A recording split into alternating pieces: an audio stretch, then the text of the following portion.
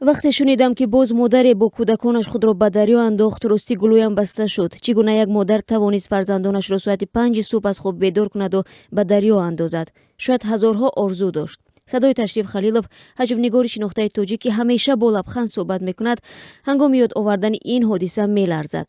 ӯ аз камтарин мардонест ки хабари худкушии занон дар ҷомеаро ошкоро маҳкум мекунад. вай рӯзи 10 май дар суҳбат бо радиозодӣ гуфт, ҳар хабари худкушии занону кӯдаконро чун дарди азизони худ қабул мекунад. ин хаҷвнигор чанд рӯзи пеш ҳам тавассути як паёми видеоӣ аз макони ғарқшавии ду духтари ҷавон дар назди дарёи Сурхоб гуфт, марги тасодуфии ду духтари саропо аз орзу маҷбураш кард ба нояи рашт равад ва ба наздикони онҳо тасаллият гӯяд. дар як суҳбате бо радиозодӣ ӯ рӯзи 10 май гуфт, марги ҷавондухтарҳову худкушиҳои занон бо кӯдаконашон ба як тамоюли нигаронкунанда дар ҷомеаи Тоҷикистон табдил шудааст ва ӯ шахсан наметавонад ин хабарҳоро ба осонӣ таҳаммул кунад. ҳар ҳодисаи мудҳиш дар зеҳни ӯ суолу пурсишҳои зиёде эҷод мекунад. шояд мушкиле доранд, агар не, пас кӣ мехоҳад ба ҷони худу кӯдакони ноболиғаш ҷабр кунад? ё агар ин зане ки хонаводааш мегӯянд як зани қуръонхон буд, пас метавонад дидаву дониста худро бикушад, мепурсад ӯ. ин ишораи ташриф ба худкушии эҳтимоли сайрамхолва ва ду фарзандаш дар нояи сор аст ки рӯзи 7 май рух дод.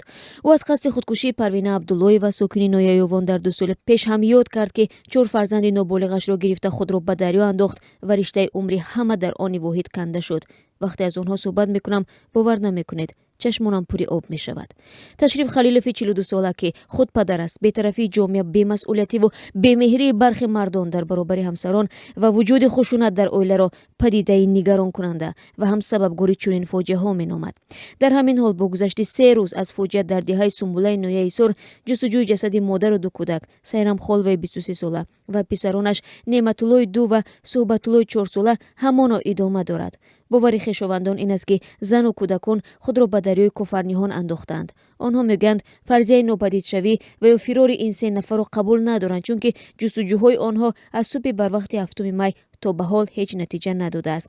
мақомот мегӯянд бо гузашти 3 рӯз аз ҷасадҳо дараке нест ва ҷустуҷӯи онҳо бо 20 қаиқ дар дарёи кофарниҳон идома дорад. кумитаи кор бо занон ва оилаи Тоҷикистон мегӯяд то ҳол сабаби воқеии худкушии эҳтимолии ин зан рӯшан нест. Миҷгона Карим ва раҳбари бахши занони нояи сор рӯзи 10 май дар суҳбат бо радиозодӣ гуфт, мақомоти дахлдор қазияро таҳти назорат доранд. ӯ аз сайрамхол ва баъси як зани орому бо тамкин ном бурд ва гуфт онҳое ки ӯро мешинохтанд бовар надоранд ки ӯ қасди ҷони худ карда бошад.